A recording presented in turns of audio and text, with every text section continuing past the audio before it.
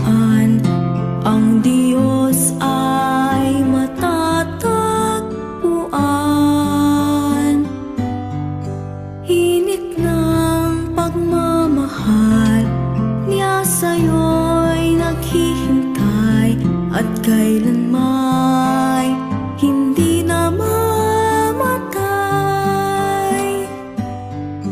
Ang dambana ay bukal ng ligaya, kapayapaan at pag-ibig.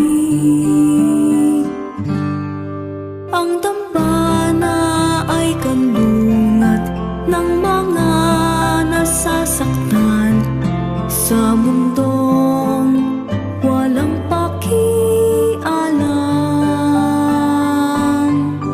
Ang kapahingahan ng isip at kalooban sa dambana'y matatagpuan. Ang dambana ay bukal ng ligaya, kapayapaan at pag-ibig. Ang dambana